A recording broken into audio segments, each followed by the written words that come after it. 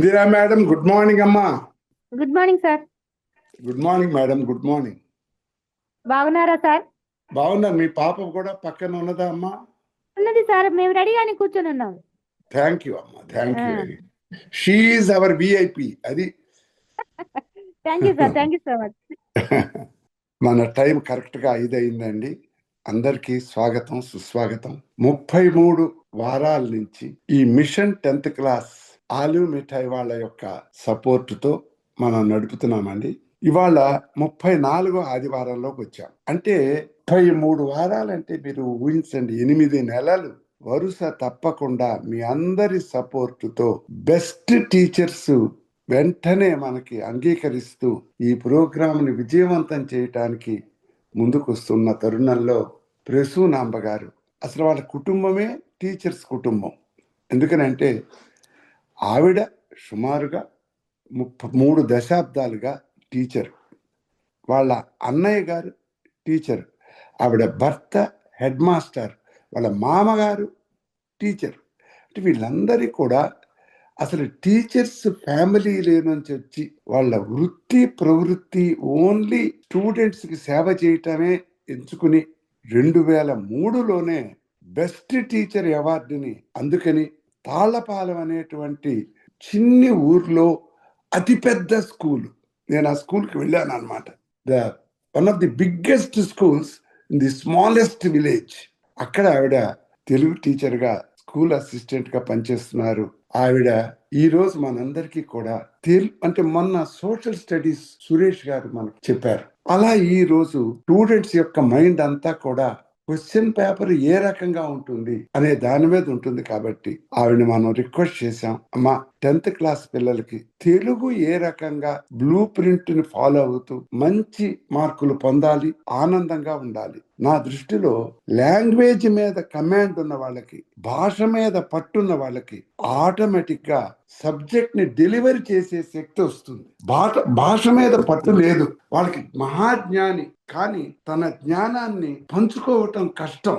అందుకని ఇక్కడ మా నాన్నగారు సంస్కృతాంధ్ర పండితులు, ఉభయ భాషా ప్రవీణ, మా పెదనాన్నగారు సంస్కృతాంధ్ర పండితులు, మా బాబాయ్ గారు English literature Madras presidency college. ఈ లిటరేచర్ అనేది ఎంత అవసరమో మనిషి మనుగడకి నేను బాగా నమ్మిన వ్యక్తిని. అందుమూలాన ప్రసూనాంబ గారిని 10th క్లాస్ తెలుగు పిల్లలు తెలుగులో ఆనందంగా చదువుకోవటానికి మరియు తెలుగుని ప్రేమించటానికి మంచి డైరెక్షన్ ఇవ్వమని కోరుతూ over to Prasunamba madam to continue our interaction. Thank you sir, thank you very much sir. అందరికీ నా హృదయపూర్వక నమస్కారాలండి. శుభ సాయంత్రం. ఈ రోజు 2025-26వ సంవత్సరం పబ్లిక్ పరీక్షకు హాజరయ్యే 10వ తరగతి విద్యార్థులకు తెలుగు ప్రథమ భాషగా ప్రశ్నపత్రం ఎలా ఉంటుందో ఒకసారి గమనిద్దామండి. అయితే మీరన్నట్టు భాష మానవ మనుగడకి ముఖ్యమైనది కాబట్టి మరి తెలుగు పరీక్షలో బాగా మార్కులు వస్తే మిగిలిన పరీక్షల్లో బాగా మార్కులు రావడానికి ఎక్కువ అవకాశం ఉంటుంది. వాళ్ళకి ఆ ఇన్స్పిరేషన్ తో ఇంకా ఇంకా చదవాలనే కోరిక పెరుగుతుంది పిల్లలకి. అందుకని ఇప్పటికే మనం పబ్లిక్ పరీక్ష అనే యుద్ధానికి విద్యార్థుల్ని సన్నద్ధం చేస్తున్నాం. ఉపాధ్యాయ మిత్రులందరూ కూడా బ్లూ ప్రింట్ మీద కసరత్ చేసి మనకు ఉన్నటువంటి ఏబి గ్రేడ్ విద్యార్థులు గాని, సిడి గ్రేడ్ విద్యార్థులకు గాని ఎలా బోధన జరిగితే బాగుంటుంది, ఇంకా ఇంకా ఎలా మెరుగుగా ఫలితాలు వస్తే బాగుంటుంది అనే దాని మీద మనం అందరం కూడా దీని మీద ఒక ప్రణాళికను సిద్ధం చేసుకున్నాం. అయితే ఏబి గ్రేడ్ విద్యార్థులకి వాళ్ళకి చెప్పిన విషయాన్ని జాగ్రత్తగా ఫాలో అవుతూ బాగా మార్కులు తెచ్చుకుంటారు, ఇబ్బంది ఏం లేదు. ముఖ్యంగా మనకి సిడి గ్రేడ్ విద్యార్థులకు వచ్చేటప్పటికే కొంచెం ఇబ్బందిగా ఉంటుంది. వాళ్ళు ఎలా చదివితే బాగుంటుంది, వాళ్ళకి ఉత్తీర్ణత శాతం పెంచడానికి మనం ఏ ఏ ప్రణాళికలను సిద్ధం చేసుకోవాలి అని మనం ఎక్కువగా ఆలోచిస్తూ ఉన్నాం. అయితే ప్రస్తుతం ప్రభుత్వం వారు ఇచ్చినటువంటి 100 రోజుల ప్రణాళిక కార్యక్రమంలో ఉన్నాం. ఉపాధ్యాయ మిత్రులందరికీ కూడా ఈ విషయంలో బాగానే సన్నద్ధం చేసుకున్నాం మనం అందరం కూడా.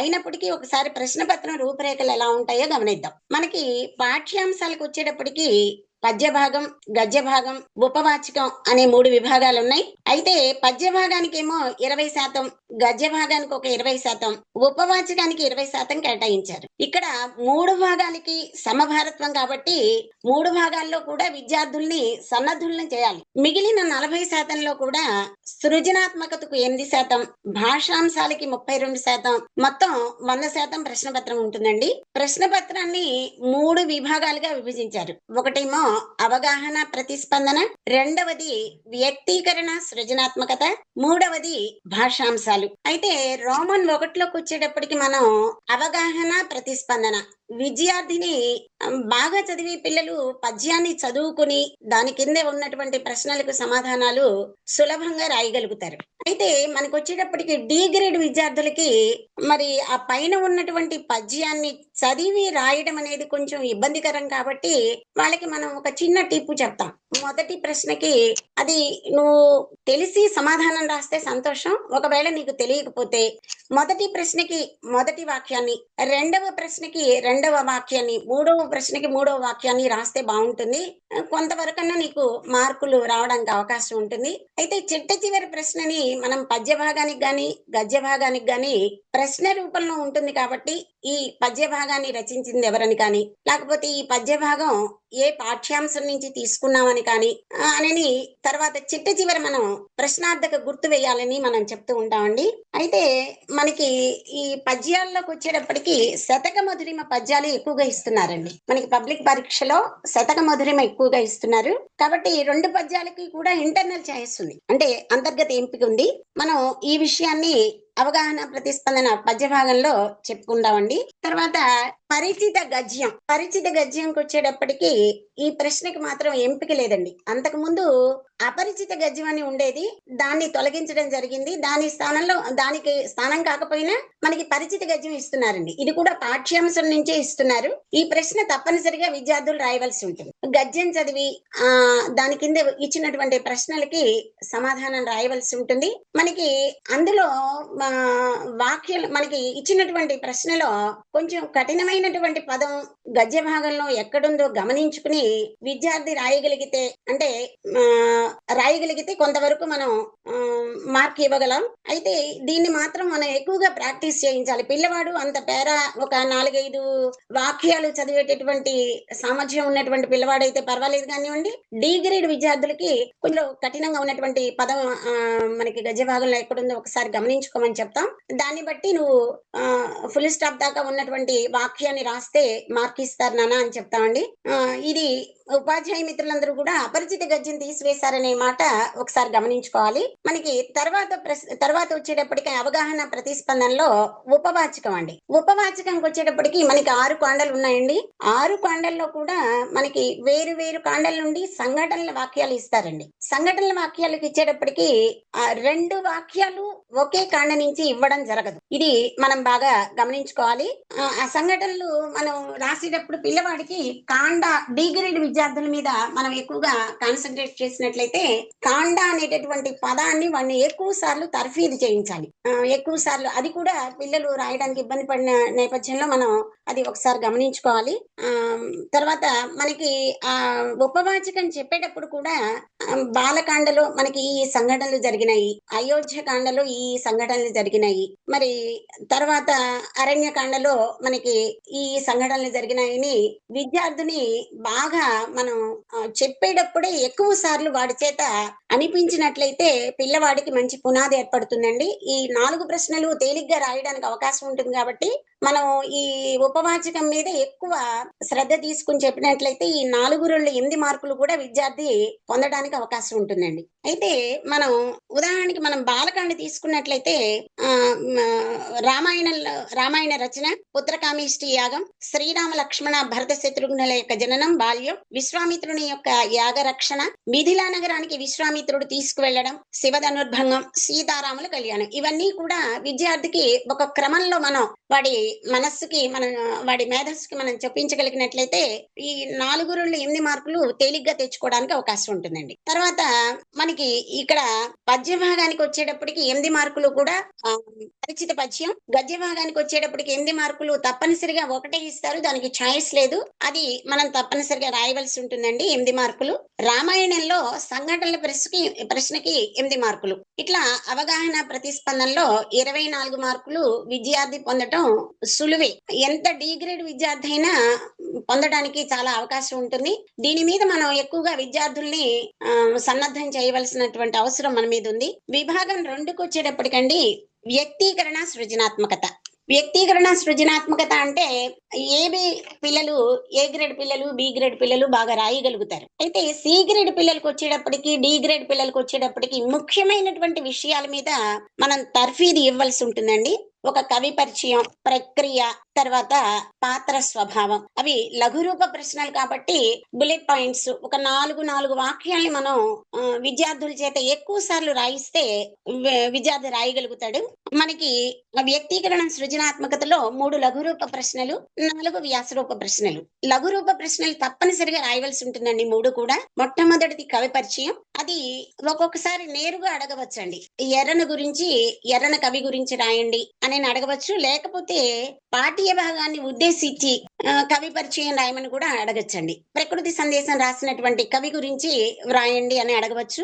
కాబట్టి మనకి విద్యార్థికి చెప్పేటప్పుడే మనం మొట్టమొదటి పాఠమైనటువంటి ప్రత్యక్ష దైవాలు కవి పరిచయం అంటే కవిని పరిచయం చేస్తూ ఆ పాఠాన్ని కూడా ఎక్కువ సార్లు మనం చెప్తూ ఉన్నట్లయితే విద్యార్థికి మనస్సులో బాగా నాటుకుపోతుంది. మరి ఈ కవి పరిచయం రాయటం 4 వాక్యాలు విద్యార్థికి చాలా తేలికే, సులభమే కాబట్టి రాయగలుగుతాడండి. తర్వాత రెండో దానికి వచ్చేటప్పటికి లఘురూప ప్రశ్న 5 ప్రక్రియ గాని నేపథ్యం గాని. ప్రక్రియలకు వచ్చేటప్పటికి మనకి ముఖ్యంగా 3 ఉన్నాయండి. కథ, కథానిక అంటాం ఒకటి, నాటకం ఒకటి, వ్యాసం ఒకటి. ఈ 3 ప్రక్రియలలో కూడా మనం గమనించుకుని విద్యార్థిని పాఠం చెప్పేటప్పుడే ప్రక్రియని ఎప్పుడు కూడా ముఖే సరస్వతి అంటారండి. మనం పాఠం చెప్పేటప్పుడే విద్యార్థికి ఎక్కువ సార్లు డ్రిల్లింగ్ ఇచ్చినట్లయితే పిల్లవాడు బాగా జ్ఞాపకం పెట్టుకోవడానికి అవకాశం ఉంటుందండి. తర్వాత నేపథ్యం, ప్రక్రియ ఇవ్వచ్చు, లేకపోతే కొన్ని సందర్భాల్లో నేపథ్యం కూడా ఇస్తూ ఉంటారు. నేపథ్యానికి వచ్చేటప్పటికి మనకి కన్యాశుల్కం పాఠంలో ఒక దాంట్లోనే మనకి నేపథ్యం ఉందండి. దాన్ని మనం ఎక్కువగా తర్ఫీదు ఇవ్వాల్సి ఉంటుంది.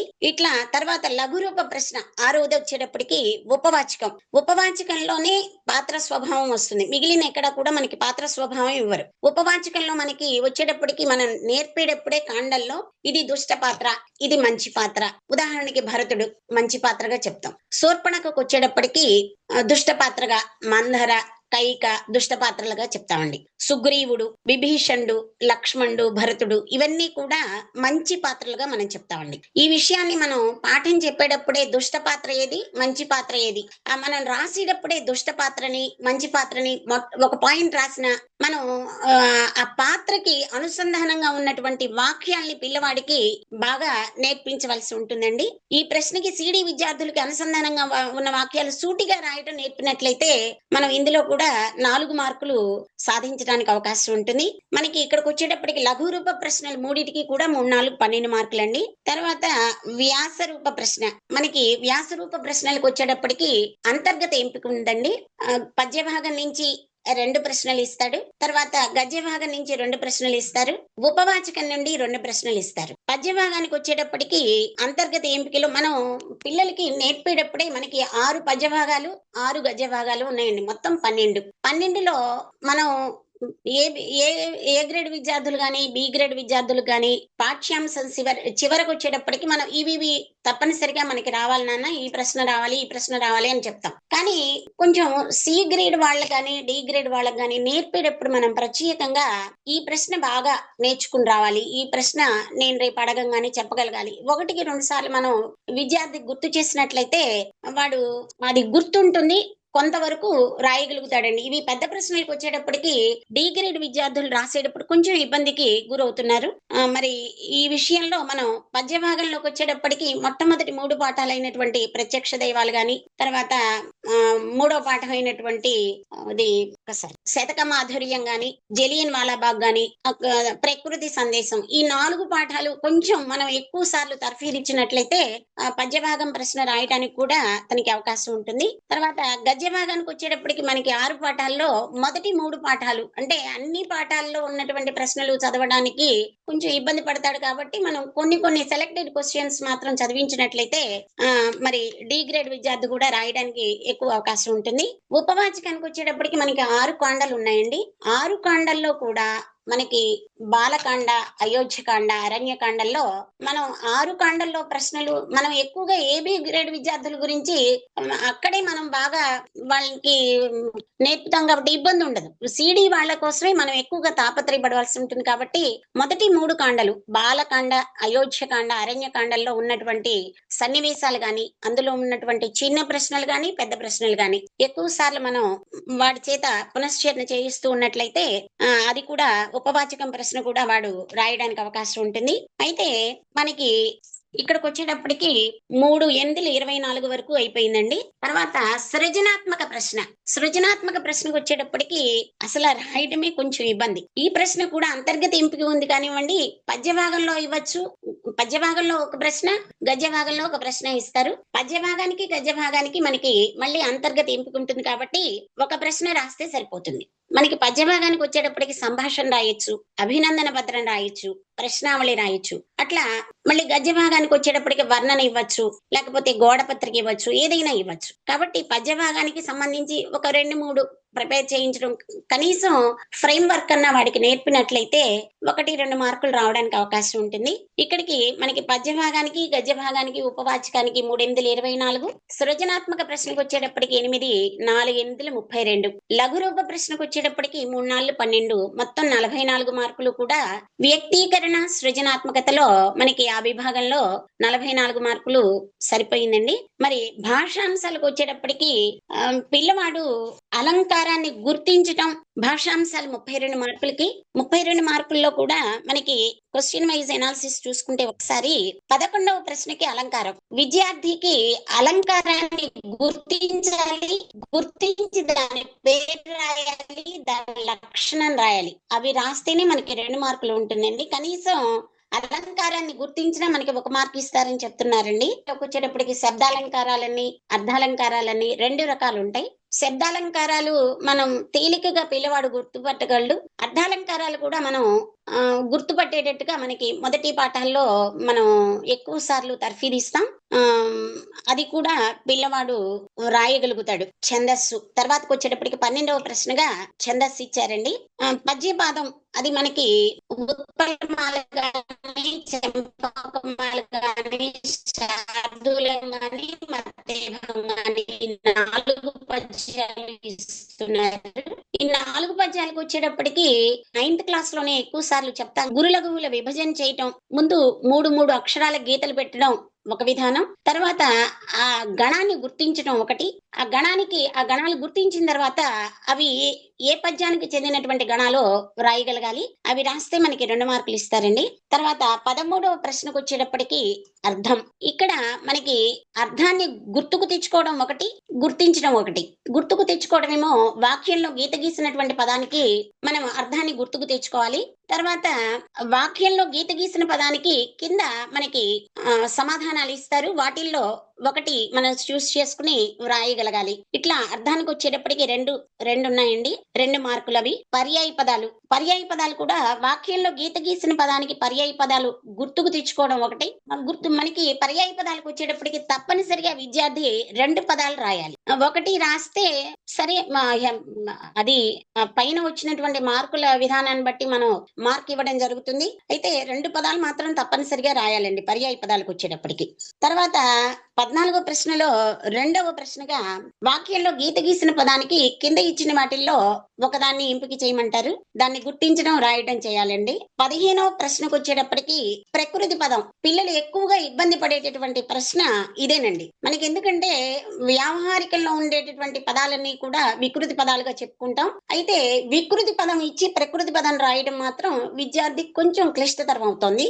మరి గీత గీసిన పదానికి వికృతి పదాన్ని వ్రాయాలి. తర్వాత వికృతి పదం వ్రాయాలి రెండవ దానికి వచ్చేటప్పటికి. అంటే ప్రకృతి పదం ఇస్తారు, వికృతి పదం రాయాలి. అయితే మనకి ఇది ఈ 2 మార్కులు మాత్రం విద్యార్థుల్లో చాలా సార్లు మనం గమనిస్తే ఈ ఈ ప్రశ్నలో 15వ ప్రశ్నలో మాత్రం విద్యార్థులు మార్కులు పోగొట్టుకుంటున్నారు. దీని మీద ఎక్కువ సార్లు మనం శిక్షణ ఇవ్వాల్సి ఉంటుందండి. తర్వాత 16వ ప్రశ్న నానార్థాలు. నానార్థాలకు వచ్చేటప్పటికి మొట్టమొదట నానార్థాలని మనకి ఇందులో ప్రశ్న పత్రంలో కూడా పర్యాయ పదాల తర్వాత ప్రకృతి వికృతులు ఇచ్చి నానార్థాలు ఇచ్చారు. పిల్లలు ఎక్కువగా ఇబ్బంది పడేది పర్యాయ పదానికి నానార్థానికి సరైన వివరణ లేక ఎక్కువగా పిల్లలు తప్పులు రాస్తున్నారండి. పర్యాయ పదానికి వచ్చేటప్పటికి నానార్థం రాస్తున్నారు, నానార్థానికి వచ్చేటప్పటికి పర్యాయ పదాలు రాస్తున్నారు. మనం నిర్వచనం మాత్రం 1-2 సార్లు విద్యార్థి చేత మనం చెప్పించినట్లయితే అది బాగా విద్యార్థికి మనసులో నాటుకుంటుంది, గుర్తుంటుంది, ఇంకా రాయగలుగుతారు. కాబట్టి నానార్థాలకు వచ్చేటప్పటికి 16వ ప్రశ్నలో వాక్యంలో గీత గీసిన పదానికి నానార్థాలు గుర్తుకు తెచ్చుకోవడం, వ్రాయడం. ఇది మనకి నాలెడ్జ్ ప్రశ్న కింద వస్తుందండి. తర్వాత గీత గీసిన పదానికి 16లో 2వ ప్రశ్నగా గీత గీసిన పదానికి నానార్థాన్ని గుర్తించడం, రాయడం. కింద జవాబు ఎంపిక ఉంటుంది కాబట్టి విద్యార్థి గుర్తించి రాయడం తేలికవుతుంది. వ్యుత్పత్తర్థం 17వ ప్రశ్నకు వచ్చేటప్పటికి వ్యుత్పత్తర్థం. వాక్యంలో గీత గీసిన పదానికి వ్యుత్పత్తర్థాన్ని గుర్తుకు తెచ్చుకోవడం. దాన్ని మనం విద్యార్థి రాయడం మనం ఎక్కువగా మనకి పాఠ్యాంశాల చివరి ఉన్నటువంటి విషయాలను గాని పాఠ్యాంశంలో ఉన్నటువంటి విషయాలను గాని మనం చెప్పేటప్పుడు విద్యార్థికి పైన రాయించడం జరుగుతుంది కాబట్టి ఇది కూడా పిల్లలు ఎక్కువ సార్లు రాయగలుగుతున్నారు. తర్వాత గీత గీసిన పదానికి వ్యుత్పత్తర్థాన్ని 2వ ప్రశ్నగా గుర్తించడం, రాయడం. ఇది మొదటిది బాగానే రాస్తున్నారు కానివ్వండి, 2వ దానికి వచ్చేటప్పుడు కొంచెం అది ఇబ్బంది గమనిస్తున్నాం. దీని మీద కొంచెం మనం విద్యార్థులకు ఎక్కువ తర్ఫీదు ఇవ్వాల్సి వస్తుంది. తర్వాత 18వ ప్రశ్నకు వచ్చేటప్పటికి జాతీయాలండి. జాతీయాలకు వచ్చేటప్పటికి చాలా తేలికండి. విద్యార్థి ఆ వాక్యాన్ని కనుక చదవడం, సి వాళ్ళు పర్వాలేదు కానీ డి వాళ్ళకి చదవడం వచ్చినట్లయితే ఆ జాతీయాన్ని గుర్తించి దాన్ని అండర్లైన్ చేసి వాక్యం రాసి అండర్లైన్ చేసి కింద రాసినట్లయితే మనకి 2 మార్కులు ఇస్తున్నారు. ఇది చాలా తేలికైనటువంటి ప్రశ్న. దీన్ని విద్యార్థులు రాస్తున్నారు ఎక్కువగాని. తర్వాత సంధి జాతీయాన్ని ఏ సందర్భంలో గుర్తిస్తారు, ఏ సందర్భంలో ఉపయోగిస్తారు? మనకి ఇవి మనకి గ్రామ్య ప్రాంతాల్లో ఎక్కువగా మనకి ఇవి తెలుస్తాయి కాబట్టి ఇది కూడా ఏ సందర్భంలో ఉపయోగిస్తారో విద్యార్థి రాయగలుగుతున్నాడు. తర్వాత 20వ ప్రశ్నకు వచ్చేటప్పటికి సంధిని విడదీసి రాయడం. ఇచ్చిన వాక్యంలో గీత గీసిన పదానికి సంధి విభజన చేయటం. సంధిని విభజించటం మనకి 6వ క్లాస్ నుంచి బాగా ఉన్నది కాబట్టి సంధి విభజన మనకి తేలికగానే ఉంటున్నాయండి. మనకి సవర్ణ దీర్ఘ సంధి గాని, యణాదేశ సంధి గాని, గుణ సంధి గాని ఇవే ఎక్కువగా ఇస్తున్నారు కాబట్టి విద్యార్థి రాయడంలో పెద్ద ఇబ్బంది లేదు. తర్వాత 21వ ప్రశ్నకు వచ్చేటప్పటికి ఇచ్చిన సంధి పదాలని కలపడం. కలదు ప్లస్ ఒక, కలదొక్క, అట్లా తేలికగానే ఉంటుంది. అది కూడా పర్వాలేదు.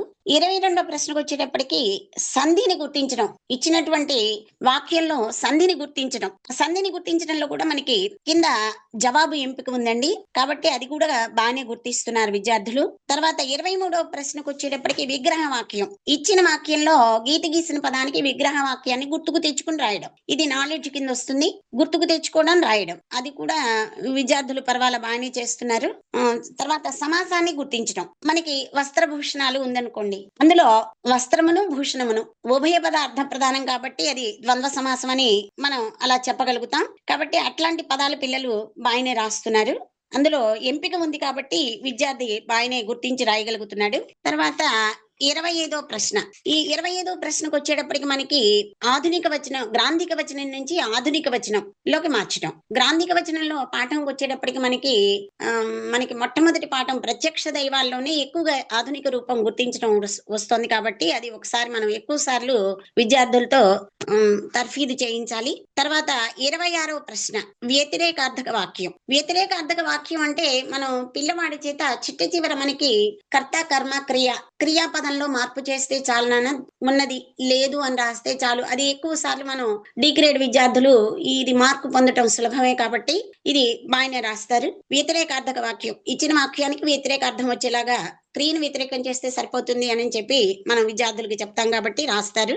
27వ ప్రశ్న ఇక్కడికి వచ్చేటప్పటికి మనకి సంశ్లిష్ట వాక్యానికి చెందినటువంటి క్రియాపదాలు ఇస్తున్నారండి. అందులో త్వార్థం కావచ్చు, అప్యర్థకం కావచ్చు, చేదర్థకం కావచ్చు, శత్రర్థకం కావచ్చు. ఇది మనం 8th క్లాస్ లో మనం బాగా పిల్లలకి నేర్పాం కాబట్టి రాయగలుగుతారు.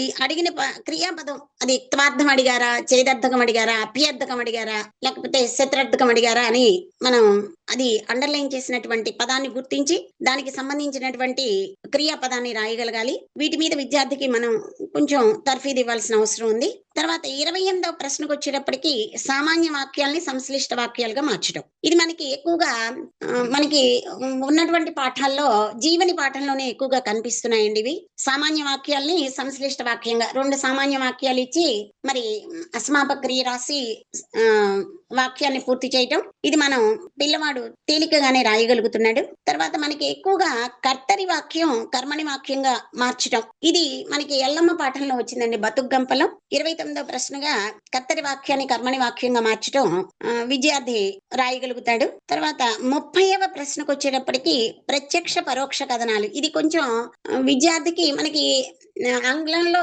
ఎక్కువగా ఉన్నది కాబట్టి వాళ్ళకి డైరెక్ట్ స్పీచ్, ఇండైరెక్ట్ స్పీచ్ అనేది మనం వాళ్ళు అక్కడ బాగా నేర్చుకుంటారు కాబట్టి ఇక్కడ ఇన్వర్టెడ్ కామాస్ తీసేసి ఆ పదాన్ని కలిపి రాస్తే సరిపోతుందిరా అని చెప్తే డి గ్రేడ్ విద్యార్థి కొంతవరకు అన్న రాయగలుగుతాడు.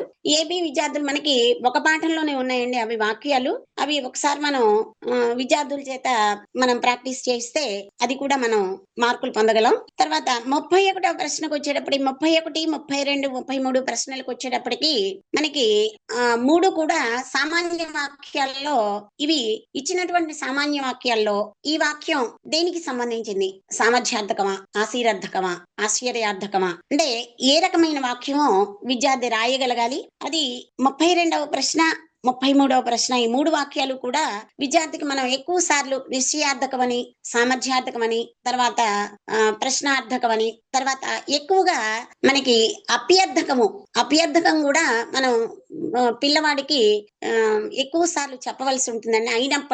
అయినప్పటికీ పరీక్ష బాగా రాసినప్పటికీ మార్కులు పొందలేకపోయాడు, వాడే రాత గుండ్రంగా లేకో, మరి అడిగినటువంటి ప్రశ్నకి సరి అయిన సమాధానాలు రాయకో, అట్లా మనం చెప్పడం జరుగుతుంది. మరి ఇట్లాంటి వాక్యాలుగా మనకి ఇవ్వడం జరుగుతుంది. ఈ 3 31, 32, 33 ప్రశ్నలు 3 కూడా ఇచ్చినటువంటి వాక్యం ఏ రకమైనటువంటి వాక్యమో గుర్తుకు తెచ్చుకుని రాయగలగాలి పిల్లవాడు. మరి ఇట్లా మనం భాషాంశాలు మొత్తం 32 మార్కులకి మొత్తం కలిపి 100 మార్కుల ప్రశ్న పత్రం ఈ విధంగా ఉంటుందండి. అయితే మనం 100 రోజుల ప్రణాళికలో వాళ్ళు ఇచ్చినటువంటి డే వైజ్ ప్రోగ్రామ్ కనుక మనం ఫాలో అయినట్లయితే మనం ఎక్కువ శాతం ఉత్తీర్ణత సాధించగలం. డి గ్రేడ్ విద్యార్థులు కూడా ఎక్కువ మంది పాస్ అయ్యేలాగా మనం చేయగలమండి. అయితే విద్యార్థి రెగ్యులర్ గా రావడానికి మనం కూడా ఎక్కువ కృషి చేయవలసినటువంటి అవసరం ఉంది. మరి ఈ రకంగా మనకి ప్రశ్న పత్రాన్ని ఇవ్వడం జరిగింది.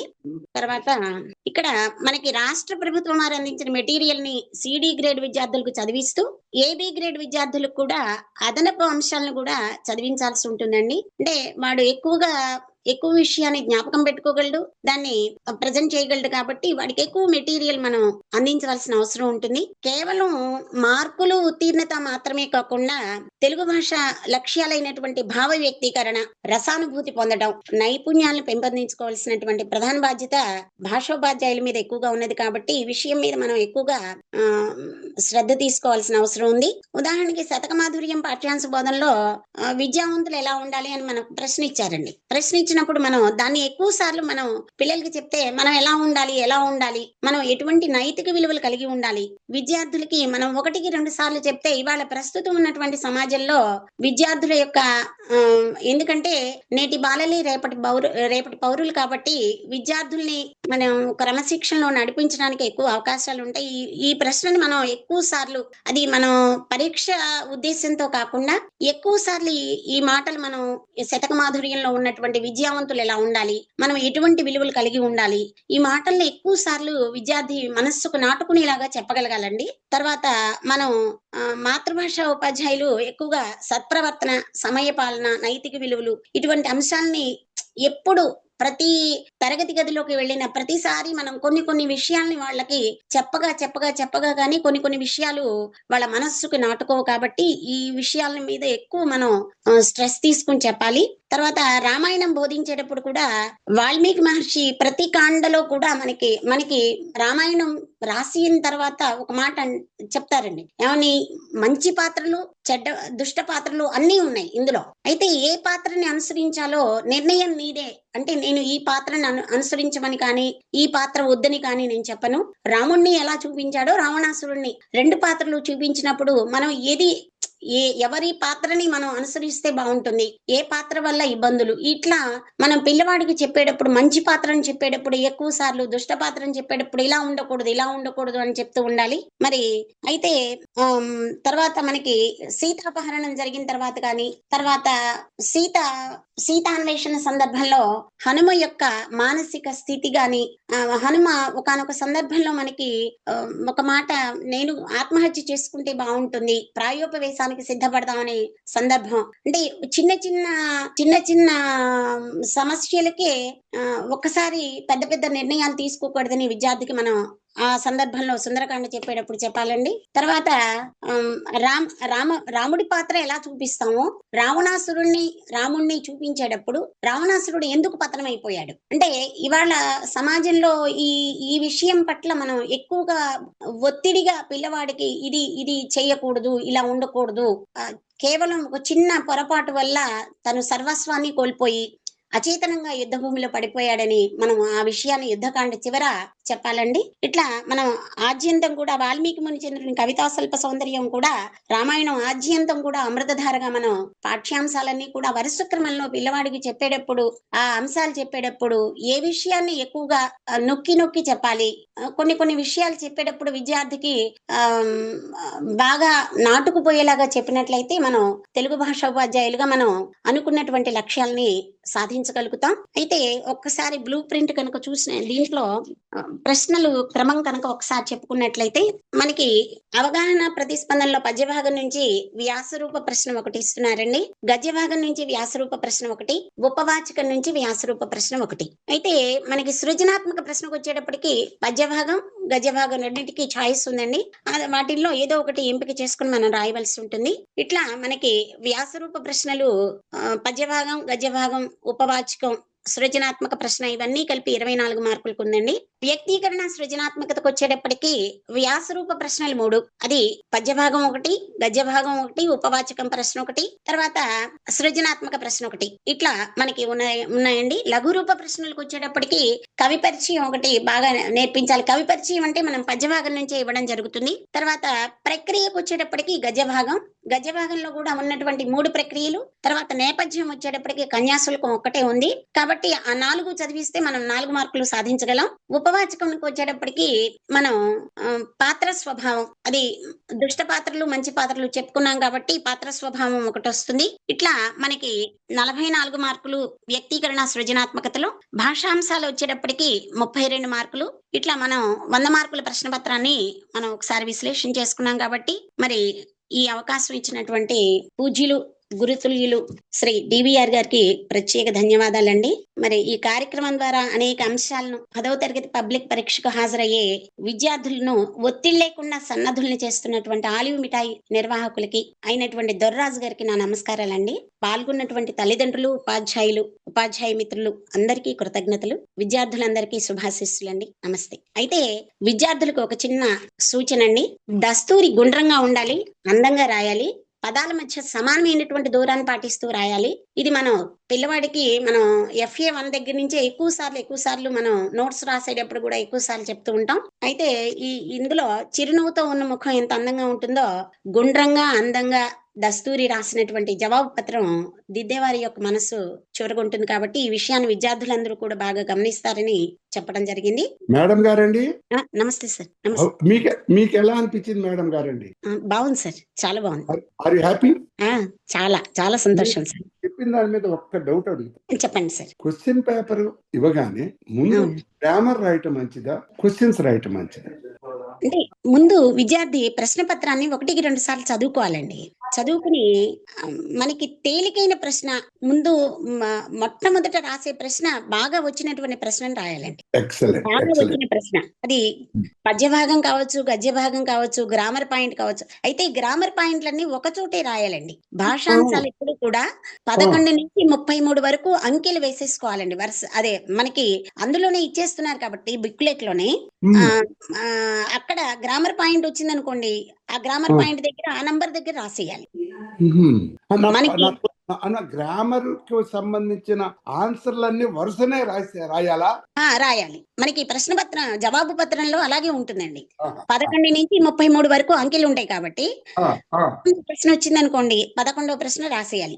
ఏది బాగా వస్తే ఆ ప్రశ్నని మొట్టమొదటి అటెంప్ట్ చేస్తే విద్యార్థికి మానసికంగా నలిగిపోడు. అదే రాని ప్రశ్న మొదలు పెట్టాడు అనుకోండి, రాసి రాసి రాసి వాడికి జ్ఞాపకం రాక ఇబ్బంది అవుతుంది. ఏదైతే బాగా వచ్చినటువంటి ప్రశ్న ఆ ప్రశ్న చూసుకుని దానికి జవాబు రాయటం ప్రారంభించాలి. నా రెండో డౌట్ వచ్చింది మీరు చెప్పినప్పుడు. చెప్పండి. క్వశ్చన్ పేపర్ టైం సరిపోతుందా?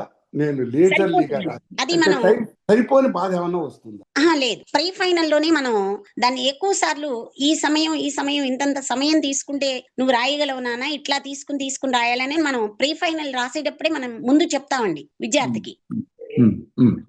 కాబట్టి ఇబ్బంది ఉండదండి, సమయం సరిపోతుంది. మేడం గారు, 10th class students in Telugu states versus 10th class students in other states చూస్తే మన తెలుగు రాష్ట్రాల్లో 10th క్లాస్ స్టూడెంట్ కి ఎక్కువ ఒత్తిడి కలగచేస్తున్నారు తల్లిదండ్రులు, టీచర్స్.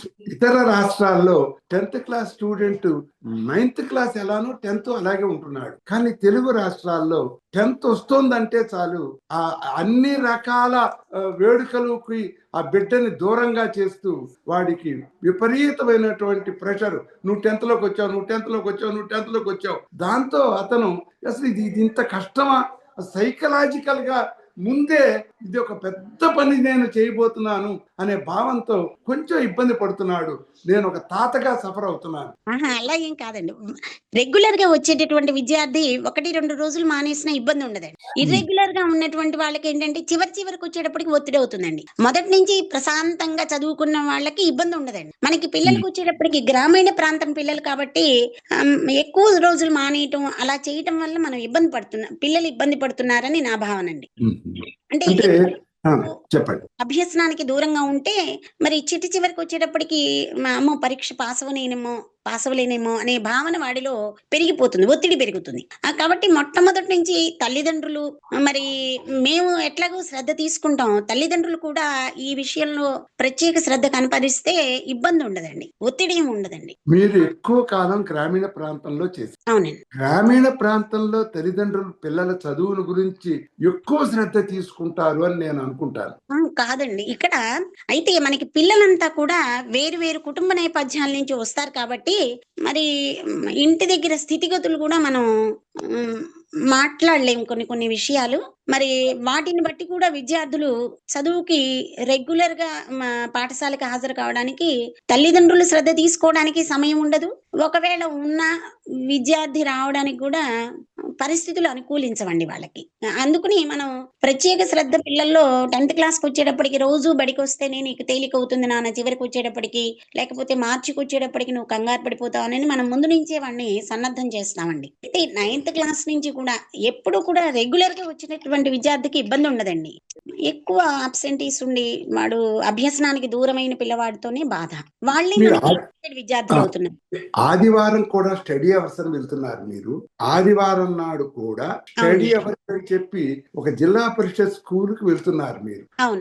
ఈ స్టూడెంట్స్ అటెండెన్స్ మీకున్నటువంటి నియమబద్ధతగా వాళ్ళు వస్తున్నారా? వాళ్ళు రావడానికి మేము ఎక్కువ కృషి చేస్తున్నామండి. ముందు నీకు చాలా తేలికగానే తొందరగానే పంపించేస్తాం. అందులో ప్రభుత్వం కూడా మనకి మధ్యాహ్న భోజన పథకం ఉంది కాబట్టి ఒక పూట పాపం పిల్లవాడికి కాస్త ఇబ్బంది. ఆదివారం భోజనం పెడతారమ్మా మధ్యాహ్నం? ఇప్పుడు స్కూల్స్ లో ఉందండి. అంటే ఆదివారం మనకి స్టడీ అవర్ రోజు, వెరీ స్టడీ గుడ్, అవర్ రోజు ఒకటి ఉంది. వెరీ గుడ్ అమ్మ, చాలా సంతోషం. ఇప్పుడు మన ఆహుతులని హంబుల్ గా రిక్వెస్ట్ చేస్తున్నాము, మీరు ఏదైనా మేడం గారితో సంప్రదించవచ్చు. మోహన్, చక్రధర్ గారు, ఇందిర గారు, పద్మా మేడం, మా పోతరాజు, శేఖర్ గారు కంటిన్యూస్ గా ఒక్క రోజు శేఖర్ గారు మానేశారు, ఆ రోజు నేను చాలా ఫీల్ అయ్యాను. ఉమా గారు, దయచేసి ఎవరైనా మేడం గారిని, గిల్లి రామారావు గారు నాకంటే 5-6 ఏళ్ళు పెద్దవాడు, ఆయన ఇప్పుడే డ్రాప్ అయ్యారు, ఎవరైనా మాట్లాడమని కోరుకుంటున్నాం. పద్మకుమారి గారు, రైట్. ఇందిరా మేడం మాట్లాడుతున్నారమ్మా, మోహన్, ఆలం ఇద్దరు మాట్లాడు. ఇందిరా మేడం. మేడం చాలా చక్కగా చెప్పారు మేడం. తెలుగు నాకు ఎంత ఇంట్రెస్ట్ అంటే అంత ఇంట్రెస్ట్. మీరు ఇంకా ఇంట్రెస్ట్ నాకు బాగా పెంచారు. ఇందిరా మేడం, అమ్మా Indira madam municipal high school గుంటూరులో ఇంగ్లీష్ టీచర్. ఆవిడ కూతురు ఆవిడ పక్కన కూర్చుని ఇదంతా వింటోంది. వింటున్నారు మేడం, మా పాప వింటుంది మేడం. అది ఇంపార్టెంట్ ఏంటంటే, మీరు అందరూ తల్లిదండ్రులు కనపడుతున్నారని అనుకోకండి, వాళ్ళ పక్కన బిడ్డలు ఉన్నారు. మేడం గారండి, పిల్లలు ఇంగ్లీష్ బాగా చదువుతూ తెలుగును బాగా చదవటల్లా స్కూళ్లలో. తెలుగు అంటే ఇదే కదా, మా మదర్ టంగే కదా అనే భావన ఉన్నది. మా నాన్నగారు అనేవారు ఇది, అందుకు నేను కాదు, మా నాన్నగారు తెలుగు పండిట్ కదా, బాధపడుతూ ఉండేవారు. తెలుగు అంటే తెలుగు చాలా కష్టంగా ఉంది సార్ పాపం పిల్లలకి. అవునా? అవును సార్, వాళ్ళకి అది కాదు మేడం, ఒక ప్రణాళిక ప్రకారం పిల్లల్ని చదివించగలిగితే పెద్ద కష్టం కాదండి. ప్రణాళిక ప్రకారం చదివించగలిగితే పెద్ద ఇబ్బంది ఉండదని నా అభిప్రాయం. వాళ్ళు ట్యూషన్ ఈవినింగ్ క్లాసెస్ కి స్టడీ అవర్స్ కి రావట్లేదు, ఒక రోజు వస్తే ఒక రోజు రారు, వాళ్ళకి ఇంట్లో ఇబ్బందులు వాళ్ళకు ఉంటున్నాయి మేడం. అవునండి, అవునండి. రెగ్యులర్ గా రాకపోవడం వల్ల మనం ఏం చేయలేకపోతున్నాం. అవును, మనకి గ్రామీణ ప్రాంతాల విద్యార్థులు ఎక్కువగా ఉండడం వల్ల, గ్రామీణ ప్రాంతాల్లో ఉండడం వల్ల మనం ఎక్కువగా ఇది అందరం ఫేస్ చేసేటటువంటి విషయమేనండి. ఇది 100 days యాక్షన్ ప్లాన్ అని ఒకటి పెట్టారు సార్. అందులో భాగంగా సాటర్డే, సెకండ్ సాటర్డే అయినా సండే అయినా ఆఫ్టర్నూన్ మీల్ పెడుతున్నారు సార్ పిల్లలకి. అవునా? మా దూరం 5 ఏళ్ల కిందట లేదు ఇది, నేను ఇబ్బంది పడేవాడిని. 5 ఏళ్ల కిందట దాతల కోసం వెతికేవాళ్ళం, ఇప్పుడు ఆ పరిస్థితి లేదు. గవర్నమెంట్ వాళ్ళే అన్ని చక్కగా ఫ్రైడ్ రైస్ అని వెరైటీస్ కూడా చేపిస్తున్నారు సార్, పిల్లలు వస్తారని. చాలా సంతోషం, చాలా. అదొక గొప్ప విప్లవాత్మకమైన మార్పు. నాతో పిల్లలు అడిగేవారు, 6 రోజులు అన్నం పెడతారు, ఆదివారం నాడు ఆకలి ఇస్తోందంటే కడుపు తరుక్కుపోయేది. ఎంతో బాగుందమ్మా ఇది, ఎంతో Mohan, Madanapalle Mohan sir. Good evening sir. Good evening బేటా. మేడం గారికి ధన్యవాదాలు. తెలుగులో ఎలా పరీక్ష రాయాలి, ఎలా మంచి మార్కులు తెచ్చుకోవాలని వివరించారు సార్. అట్లాగే ఒక చిన్న ఇది సార్, మేడం మనకు FA1, FA2, FA3, SA1 వరకు 10th క్లాస్ వరకు ఎక్కడ ఏ క్వశ్చన్ రాయాలి అనేది వాళ్ళే నెంబర్లు ఇచ్చేసారు మేడం. ఫైనల్ పరీక్షకి అయితే అలా నంబర్లు ఉండవు మేడం, మనకి ఇచ్చే 24 బుక్లెట్ ఉంటుంది. నేను ఫైనల్ కి నేను ఎప్పుడు స్పాట్ కి వెళ్ళలేదు సార్, నాకు అది దాని మీద సరైన అవగాహన లేదు సార్. అదే కొద్దిగా ఉన్నాయి మేడం. మనకి ఇచ్చినట్టువైతే మనకు FA1, FA2, FA3, SA1 వరకు, అంటే మిగతా క్లాసులకి SA2 కూడా అలాగే ఉంటుంది మేడం. 10th కు మాత్రము 24 బుక్లెట్ ఉంటుంది, అదొక్కటి మేడం. కొద్దిగా మళ్ళీ తర్వాత చాలా తెలుగు ఎలా రాయడము, ఎలా రాయాలి, హ్యాండ్ రైటింగ్ కు ఇంపార్టెన్స్ ఇవ్వాలని కొద్దిగా నొక్కి చెప్పారు మేడం. అది మనకు మంచి పాయింట్ గా ఉంది మేడం. ఎందుకంటే కంటికి నచ్చంది మనసుకు నచ్చదు అనేది ఒక సామెత ఉంది కదా మేడం. అది కాబట్టి పిల్లలు అది దస్తూరి బాగుండాలి. నెక్స్ట్ మేడం గారు అన్నారు, తెలుగు సార్ కూడా అంటున్నారు, తెలుగు చదవడం బాధ అవుతా ఉంటుంది. తెలుగు చాలా మంది పిల్లలు చదవడానికి వాళ్ళు అర్థం చేసుకోగలుగుతారు, కానీ వానికి వచ్చిన అభిప్రాయాన్ని కూడా వ్యక్తం రాయడానికి రాదు, చదవడానికి రావడం లేదు. మరి ఈ మధ్య కాలంలో చాలా ఎక్కువ అవుతా ఉంది మేడం. అది కరోనా తర్వాత ఎక్కువగా ఈ ఇబ్బందిని మనం ఫేస్ చేస్తున్నాం సార్. కరోనా తర్వాత విద్యార్థుల్లో కొద్దిగా మార్పులు కొద్దిగా ఉన్నాయి సార్. మాతృభాష కాదని వాళ్ళు నెగ్లెక్ట్ చేయడము ఇలా. తర్వాత సార్ గారు పరీక్షా విధానం ఆంధ్రప్రదేశ్ లో ఒత్తిడి కలిగిస్తోంది అంటున్నారు. దానికి నేనైతే అంగీకరించాను సార్, మీరు అన్నిదా భావించకండి. ఎందుకంటే ఈ మధ్య బాగా ప్రశ్నపత్రాన్ని సరళతరం చేసేసారు సార్. చాలా ఈజీ అయింది సార్, చాలా ఈజీ చేసేసారు సార్. ఒకప్పుడు అయితే మీరు చెప్పినట్లు ఒక 6-7 సంవత్సరాల క్రితము అలాగైతే కన్నా ప్రశ్నపత్రం కొంచెం కఠినంగానే ఉండేది. ఇప్పుడు చాలా సరళం చేసి కనీసం 40 మార్కులు టెక్స్ట్ బుక్ చేత పట్టిన విద్యార్థి కూడా తెచ్చుకునేసాయి. వినింటే చాలు, లేదు ఆ ప్రశ్నపత్రాన్ని చదివి అర్థం చేసుకుంటే ఆన్సర్ రాసేయగలుగుతాడు. దాదాపు ఒక 20 మార్కులకు అందులోనే ఆన్సర్లు ఉండేటట్లు కొద్దిగా చేశారు సార్. అది పిల్లలకు మేము పాస్ అవ్వాలనే తపన ఉంటే ప్రతి ఒక్కరూ పాస్ అయిపోవచ్చు సార్. అది ఇంకా ఆదివారాలు ఒక మంచి కార్యక్రమం, భోజనాలు పెడతారు, తిని పిల్లలకు వెళ్ళిపోవచ్చు. ఒక పూట మాత్రమే ఉంటుంది సార్, సండే సెకండ్ సాటర్డేస్. అది గతంలో కూడా మనం మున్సిపల్ స్కూల్లో ఒకసారి మనం అలా ఇలాంటి ప్రోగ్రామ్ పెట్టాం సార్. ఈవినింగే ఇచ్చాం మనం స్నాక్స్. అవును అవును రాష్ట్రం అంతా ఈవినింగే ఇచ్చాము.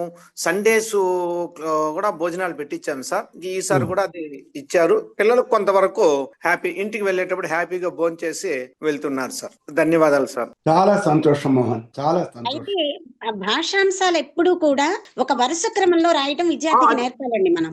అవును మేడం, మీరు చెప్పింది వరుస క్రమంలో ఎక్కడ రాసినా వరుస క్రమంలో రాయాలి. ఎక్కడ రాసినా మనం భాషాంశాలు మాత్రం 11 నుంచి 33 వరకు వరుస క్రమంలో రాస్తే రేపొద్దున దిద్దేటప్పుడు కూడా ఇబ్బంది ఉండదు. విద్యార్థి కూడా క్రమంలో వాడికి జ్ఞాపకం ఉంటుందండి. నేను ఈ ప్రశ్నకి ఆన్సర్ రాశాను, ఈ ప్రశ్నకి రాశాను అని వాడికి జ్ఞాపకం ఉంటుంది. కాబట్టి ఖచ్చితం అండి. అవును మేడం, మిస్ అయిపోకుండా ఉంటుంది. అన్ని ఒకే చోట కరెక్షన్ చేయడం. ప్రశ్నలు వదిలేస్తాడు తెలియక. మా పిల్లలు, నేను అబ్జర్వ్ చేసిన మా పిల్లలు అంటే 11 ఒక లైన్ వేసేసింటారు, 12 ఒక లైన్ వేస్తారు. వాడు ఆన్సర్ రాలేదంటే ఆ ఖాళీ ఎట్లాగే ఉంటుంది అనమాట. అవునండి, అలా మేడం. మనం రాసేటప్పుడు కూడా 11లో ఆ 12లో అని అట్లా వరుసలో వేసుకోవాలండి నెంబర్లు కూడా. అవును మేడం, ధన్యవాదాలు. Thank you. నేను పిల్లలు ఒత్తిడి పడుతున్నారని ఇందాక అన్నాను కదా మోహన్. నా భాష మరొక్క తడ విని నువ్వు, పిల్లలకి ఏమీ లేదు, పేరెంట్స్ టీచర్స్ ఎక్కువ ఒత్తిడి పడుతుంటే పిల్లలు ఆశ్చర్యంగా చూస్తున్నారు, ఏమిటి ఇంత ఒత్తిడి పడుతున్నారు వీళ్ళు అని. అది that's how I felt my dear Mohan. ఖచ్చితం సార్, పిల్లల కంటే మేము ఎక్కువ పడుతున్నాము, వాళ్ళకు టెన్షన్ తెప్పిస్తా ఉన్నాము. Correct that's what I meant. ఏంటంటే వాళ్ళకి ప్రెషర్ ఇచ్చి మనం ప్రెషర్ తీసుకోవాలి వాళ్ళకి. ఎందుకనంటే వాడు చేత్తో వాడు ఎగ్జామ్ హాల్లో రాయాలి, పేరెంట్ టీచరు కాదు రాసేది. వాడికి ప్లెజర్ గా ఉండాలి. ప్రెషర్ తో కొంత మర్చిపోతాడు. అది నా విన్నపం, అంతే. ధన్యవాదాలు sir. Thank you. Doctor Narasimharao గారు, నమస్తే సార్. మాట్లాడాలనుకుంటున్నట్టు. నమస్తే. సారీ, ప్రాబ్లం వచ్చింది, నెట్ ప్రాబ్లం. లేట్ గా జాయిన్ అయ్యి మీరు గుర్తు చేశారు. 4:50కే గుర్తుంది. అవునండి, థ్యాంక్ యూ. చాలా చక్కగా దిట్టగా లక్ష్మణరావు గారు చెప్పినట్టు చాలా స్పష్టంగా చెప్పింది మేడము. చాలా సంతోషం. అవి చెప్పాలన్న విషయాలు స్పష్టంగా చెప్పారు. ముందు తేలికైన విషయాలు, మంచి విషయాలు ముందు రాయమన్నారు. ఆ తర్వాత దాని ఇంప్రెషన్ తో మిగతా వాటి మోతలు పడతాయి, భాష మీద వాడికి నమ్మకం వస్తుంది అనేది విషయం నాకు బాగా నచ్చిందండి మేడం చెప్పిన విషయాల్లో. థ్యాంక్ యూ నాన్న. ఇంకెవరైనా వారి స్పందనని నమస్తే మేడం గారు. నమస్కారం. నమస్తే మాస్టర్. నమస్తే. బాగున్నారండి? బాగున్నాను సార్. మీరు మొదలెట్టడంతోనే ప్రశ్న పత్రం అని మొదలు పెట్టారు, చాలా హ్యాపీ ఫీల్ అయ్యాను. ప్రశ్నాపత్రం అనకుండా ప్రశ్న పత్రం అని మొదలు పెట్టడంతోనే గుడ్ బిగినింగ్ లా అనిపించింది. చాలా బాగా చెప్పారు. నేను డివిఆర్ గారి దగ్గర చదువుకున్నవాడిని కాబట్టి నేను ఆ రోజుల్లో మ్యాథమెటిక్స్ కి ఇంటర్మీడియట్ లో టైం సరిపోయేది కాదు. 150 మార్కులకి పరీక్ష కాబట్టి ఎక్కువ మార్కులు ఉన్న 15 మార్కుల ప్రశ్న ముందు చేసేవాళ్ళం. అప్పుడు చేయాలని అందరూ అనుకునేవాళ్ళం. కానీ నేను మాత్రం 1వ లెక్క దగ్గర నుంచి చివరి వరకు చేయటమే, వరసెట్టి చేయటమే. ఇవాళైనా మన తెలుగు పరీక్ష ఏబి గ్రేడ్ల పిల్లలు 1వ ప్రశ్న నుంచి 33వ ప్రశ్న వరకు వరసెట్టి రాసేస్తే నేనైతే హ్యాపీ ఫీల్ అవుతా. ఇదే మాస్టర్ చాలా సంతోషపడతాడు. 100 ఇవాళ సంస్కృతం మాత్రమే కాదు, తెలుగులో కూడా 100 వచ్చే పరిస్థితి. కాబట్టి 100 మార్కులు వచ్చే పిల్లలు నాకు ఎక్కువ మంది కావాలి. కాబట్టి 1వ ప్రశ్న దగ్గర నుంచి 33వ ప్రశ్న వరకు వరుసగా రాసేస్తే దిద్దే ఆయనకి చాలా హ్యాపీ ఫీల్ అయ్యి 100 వస్తాయని నా ఆశ. 100 ఎన్ని వచ్చినాయి మా స్కూల్లో? 100లో ఒక 10 వచ్చినాయి అనుకోండి, 10 మందికి ఒక్కొక్కరికి 2000 చొప్పున ఇస్తానని ముందే అనౌన్స్ చేసి, మా ఆవిడ చెవులుకున్న నగలు అమ్మేసి ఇచ్చేస్తానని చెప్పా. సార్ థ్యాంక్ యూ సార్, చాలా మంచి క్లాస్ చెప్పించారు సార్. మీకు చాలా ధన్యవాదాలు సార్. మేడం గారు నాకు the most sincere human being I came across. Hence I requested. ఒక టీచర్ నాన్న మంచి మనిషి అవ్వాలనేది నా సూత్రం. బెస్ట్ టీచర్లు ఎప్పుడైనా సరే బెస్ట్ హ్యూమన్ బీయింగ్ అయితేనే వాళ్ళు ప్రీచర్స్ అవ్వాలి. Teacher must be a preacher. Children learn through actions, not through instructions. Children learn through actions, not through instructions. lessons. They learn through the actions of the teachers. That is my humble submission. That is the reason why I requested Madam Garu to just because వాళ్ళలో ఉన్న ఆ purity of the teacher makes the child to have better character, my dear sweet Potharaju. ప్రశ్నపత్రం starting లోనే ఉన్న సూచనల్లో 4వ సూచన స్పష్టంగా గుండ్రంగా రాయమని ఉంటది సార్. హ్యాండ్ రైటింగ్ విషయం కూడా గుర్తు చేశారు మేడం గారు, చాలా సంతోషం. గురువు గారు డివిఆర్ గారు మాట ఒకటి ఇప్పుడు చెప్పాల్సిందే. ఇప్పుడు పదానికి మధ్య ఒక అక్షరం పట్టే ఖాళీ ఉండాలి, లైన్కి మధ్య ఇంకో లైన్ పట్టే ఖాళీ ఉండాలి. మొదటి పేజీలో మొదటి పారాగ్రాఫ్ నువ్వు రాసినట్టుంటే చివరి పేరాలో చివరిది కూడా నువ్వు రాసినట్టే ఉండాలి. అక్షరాలు ఒకళ్ళ మీద ఒకళ్ళు పడకూడదు. అది తెలుగు కదా అని వదిలేశాను సార్. అంటుకోవచ్చు కానీ పడకూడదు అంటారు మీరు. అంటుకోవచ్చు, ఇక్కడ అంటుకుంటాం కూడా లేదు, కొంచెం పక్క పక్కన ఉంటాయి కదా అనే ఉద్దేశంతో దాన్ని వదిలేను సార్. అదే ఇంగ్లీషు తెలుగు రెండింటి గురించి చెప్పేటప్పుడు మీరు అంటుకోవచ్చు కానీ ఓవర్ ల్యాప్ అవ్వకూడదు అంటారు మీరు. కలిపి రాయొచ్చు కదా మరి అక్కడ. చాలా చాలా సంతోషం సార్. మేడం గారు ధన్యవాదాలు మీకు. రేపు మళ్ళీ మనం కలుసుకుంటాం. Okay sir. అందరికీ కూడా వచ్చే వారం మరో మంచి కార్యక్రమంతో కలుసుకుందాము. అప్పటి వరకు సెలవు. ప్రతి ఆదివారం 5 గంటలకి ఇదే జూమ్ ఐడితో ఈ ప్రోగ్రామ్ యూట్యూబ్ లో పెడుతున్నారండి, రికార్డ్ చేసి. అది స్టూడెంట్స్ కి అనేక స్కూళ్ళల్లో చూపిస్తున్నారు.